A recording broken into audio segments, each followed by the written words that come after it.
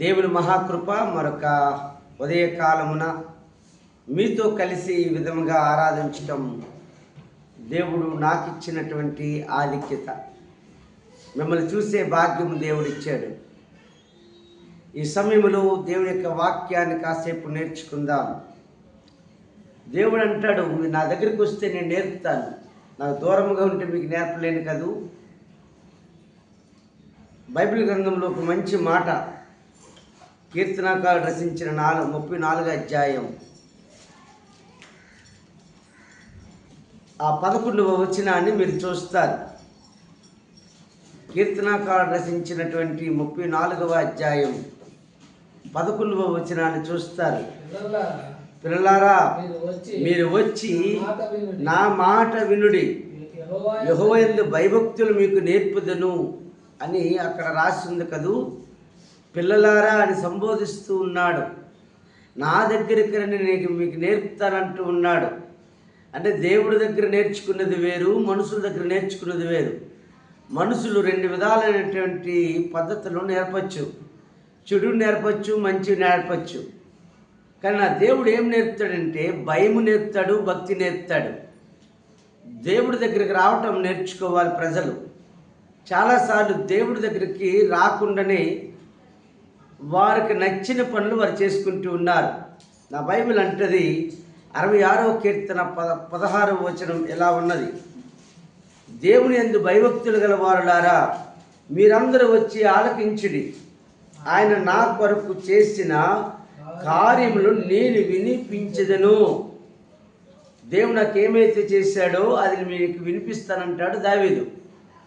నేను కూడా ఈ సమయంలో నాకు దేవుడు ఏమి చెప్పాడో, ఏమి చేశాడో నేను కూడా వివరిస్తాను. ఈ మందిరానికి రాగలిగితే దేవుడు ఏమై ఉన్నాడో చెప్తాను. దేవుడు పరిశుద్ధుడై ఉన్నాడు, దేవుడు సృష్టికర్త అయి ఉన్నాడు, దేవుడు సర్వాంతరమై ఉన్నాడు, దేవుడు అనంతుడు, ఆయనకి సమానుడు మరొకడు లేడు.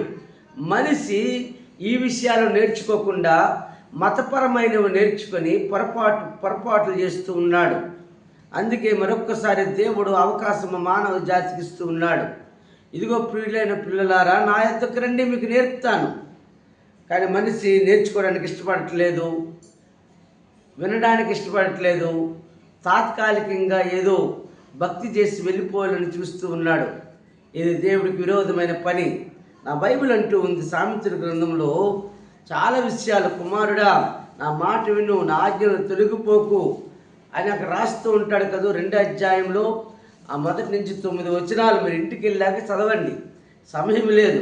నా కుమారుడా, నీవు నా మాట అంగీకరించి నా ఆజ్ఞలు యొద్ద దాచుకుని ఎడల జ్ఞానమునకు నీ చెవియొగ్గి హృదయపూర్వకముగా వివేచన అభ్యసించిన ఎడ్ల, తెలివికే మొరపెట్టిన ఎడ్ల, వివేచనకే మనవి చేసిన ఎడ్ల, వెండిని వెతికినట్లు దాన్ని వెతికిన ఎడ్ల, దాచబడిన ధనమును వెతికినట్లు దాన్ని వెతికిన ఎడ్ల, యెహోవా యందు భయభక్తులు కలిగి ఎట్టుదో నీవు గ్రహించదువు. దేవుని గురించిన విజ్ఞానము నీకు లభించెను. దేవుని గురించిన విజ్ఞానము నీకు లభిస్తుంది. దేవుని గురించిన విజ్ఞానం లేదండి ప్రజలకి. ఏదో ఎవరో చెప్తే చేస్తూ ఉన్నామంతే. ఎవరు ఏది చెప్తే అదే దేవుడు, ఎవరు ఏది చెప్తే అదే ప్రార్థన, ఎవరు ఏది చెప్తే అదే ఆరాధన, ఎవరు ఏది చెప్తే అదే దారి. కానే కాదు. నీవు దేవుని గురించిన విజ్ఞానం నేర్చుకోవాలి. దేవుడు ఏమై ఉన్నాడో నేర్చుకోవాలి, మనిషి ఏమై ఉన్నాడో నేర్చుకోవాలి, సృష్టి ఏమై ఉందో నేర్చుకోవాలి, సృష్టిలో జరుగుతున్న కార్యాలను గమనించాలి. ఈ ఉదయకాల సమయంలో నా దేవుడు మాట్లాడుతూ ఉన్నాడు. నువ్వు వస్తావా, నేను నేర్పుతాను. నువ్వు నేర్చుకోకపోతే ప్రమాదంలో పడతావు. నువ్వు ప్రమాదంలో పడిపోకుండా ఉండడానికే ఇక్కడ రమ్మన్నది. నిన్ను ఇక్కడ పిలుస్తున్నాడు దేవుడు. ఎందుకంటే నీవు ప్రమాదంలో పడిపోతావని, నువ్వు పాతాళానికి వెళ్ళిపోతావని, నువ్వు నరకానికి వెళ్ళిపోతావని, నువ్వు శాపానికి గురైపోతావని, సాతాను వలలో చిక్కుకుంటావని నీకు కొన్ని విషయాలు నేర్పడానికి ఈ మందిరానికి రమ్మంటూ ఉన్నానంటాడైనా. నేర్పుతాను, వస్తావా? అబ్బే మాకు వద్దండి, అన్నీ తెలుసండి అని చాలామంది బిల్డప్ ఇస్తూ ఉంటారు. ఏమి తెలియదు, జీరో. భక్తి గురించి అసలు ఏమీ తెలియదు, ఊరికనే ఏదో చెప్తూ ఉంటారు కదా. నేనంటాను, ఉదయకాల సమయంలో నీకు నేర్పే గురువుకున్నాడు. ఆయనే ప్రధాన యాజకుడు, ఆయనే ప్రధాన బోధకుడు, ఆ బోధకుడైన దేవుడి దగ్గర మనం నేర్చుకోవాలి, ఆయన పాదాల దగ్గర నేర్చుకోవాలి. ఆయన పాదాల దగ్గర నేర్చుకోవటము మనకు అలవాటు అవ్వాలి. నా ప్రియమైన స్నేహితులారా, చాలాసార్లు మన పిల్లల్ని చిన్నప్పటి నుంచి పెంచటం మనము ఆ దేవుని గురించిన జ్ఞానముతో పెంచాలి. మనం ఎప్పుడు చదువుతూ ఉంటాం, బాలుడు నడవలసిన త్రోవను వాడికి నేర్పు, వాడు పెద్దవాడైనప్పుడు దాని నుండి తొలగిపోడని. ఏమి నేర్పాలి అంటే, బాలుడికి ఏమి నేర్పాలి? దేవుని గురించిన జ్ఞానము నేర్పాలా. ఆస్తుల గురించిన ఆ విషయాలు కాదు, శత్రువుల గురించి కాదు చెప్పవలసిందే మన పిల్లలకి. మనకి వీళ్ళు శత్రువులు రా, మన కులం అది కాదురా, మన మతం ఇది కాదురా, మన జాతి ఇది కాదురా, మనం గొప్పనురా, ఇలాంటివి కాదు నేర్పవలసింది. దేవుడు ఉన్నాడు, ఆయనకి భయపడరా అని నువ్వు చెప్పగలిగితే, నేర్పగలిగితే వాడి భవిష్యత్తులో గొప్పోడైపోతాడు. బాలుడు నడవవలసిన త్రోవను వాడికి నేర్పండి, వాడు పెద్దవాడైనప్పుడు దాని నుండి తొలగిపోడు. అవును, మన పిల్లలకి ఇవి నేర్పాలి, ఈ మంచి అలవాట్లు నేర్పాలి, ఎథిక్స్ నేర్పాలి. ఇవి నేర్పకపోతే మన పిల్లలు తొలగిపోతారు. ప్రపంచంలో మానవ జాతి తొలగిపోవడానికి కారణం దైవ భయం లేకపోవటం, దేవుని భయం లేకపోవటం, విచ్చలవిడిగా తిరగటం, తాగటం. ఆడోళ్ళు మగోళ్ళు అందరూ తాగేస్తూ ఉన్నారు. చాలా బాధాకరమైన విషయాలు వింటూ ఉన్నాను నేను. చాలా బాధేస్తుందండి. ఏమండి, ఎంత విచ్చలవిడిగా తాగుతూ ఉన్నారు. యవన బిడ్డలు తాగేస్తూ ఉన్నారు. ఏమండి, చదువుకున్న వాళ్ళు తాగేస్తూ ఉన్నారు. ఏమండి యేసు ప్రభు నమ్ముకుని తాగేస్తూ ఉన్నారు. చాలా బాధేస్తుందండి. దేవుడు మాట్లాడుతున్నాడు. అందుకే నా బైబిల్ అంటది, ప్రసంగి గ్రంథంలో అంటాడు కదా, ఓ యవనుడా తిను త్రాగు సుఖించు. ఏముంటుంది?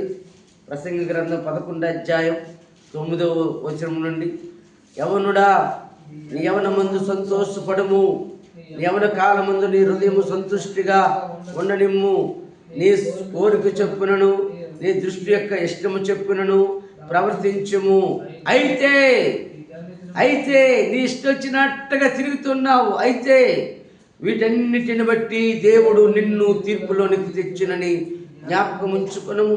లేత వయస్సును నడిప్రాయమును గతించిపోనువి కనుక నీ హృదయములో నుండి వ్యాకులమును తొలగించుకునము, నీ దేహమును చెరుపు దాన్ని తొలగించుకునము. దుర్జనములు రాకమునిపే ఇప్పుడే వీటి యందు నాకు సంతోషము లేదని నీవు చెప్పు సంవత్సరములు రాకముందే అంటూ ఉంటాడు. దేవుని స్తోత్రం, హల్లెలూయా, హల్లెలూయా, దేవునికి స్తోత్రం.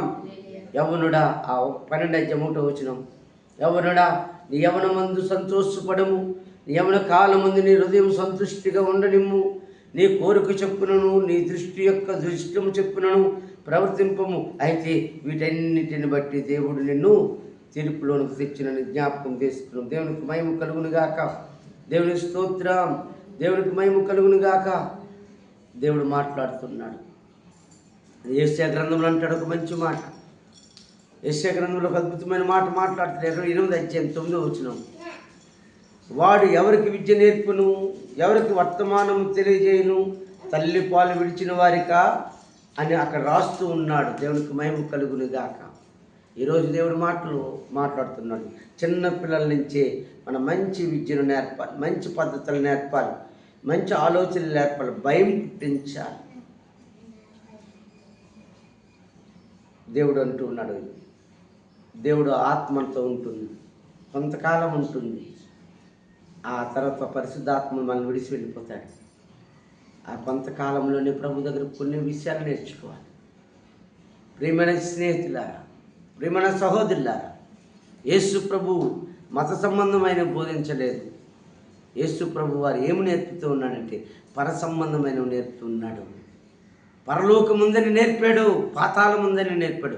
ఈ రెండు ఎవరు నేర్పట్లేదు, అన్నీ చేయమంటూ ఉన్నారు. అన్నీ చేయండి కానీ ఇవి నేర్చుకోవద్దంటూ ఉన్నారు. పరలోకము నరకం ఉంది, ఇవి నేర్చుకోండి ప్రజలారా. ఇవి నేర్చుకోకపోతే మన జీవితాలు సార్థకము కాదు. ఇవి నేర్చుకోండి ఈ రోజు నుంచి. పరలోకం అంటే ఏమిటి, నరకం అంటే ఏమిటి, దేవుడు అంటే ఎవరు, భక్తి అంటే ఏమిటి నేర్చుకోండి. ఈరోజు మీ పిల్లలకు నేర్పండి. మీ పిల్లలు కోట్ల ఆస్తులు ఇచ్చారా లేదా, మీ పిల్లలు బిల్డింగ్లు కట్టించారా లేదా, మీ పిల్లలు పెద్ద పెద్ద చదువులు చదివించారా లేదా, అవి కాదు. పిల్లలకి చిన్నప్పటి నుంచి నేర్పండి, భక్తి నేర్పండి, పరలోకం గురించి నేర్పండి, నరకం గురించి నేర్పండి, జీవితం గురించి నేర్పండి, మానవ జీవిత విధానం ఏమిటో నేర్పండి. అప్పుడు మీరును మీ బిడ్డలను సంతోషముగా ఎక్కడ పరలోకంలో సంతోషంగా ఉంటారు. ఈ కొద్ది మాటలు దేవుడు దీవించునుగాక. ఆయన కృప మనకు తోడుగా ఉంచునుగాక. ఆమేన్.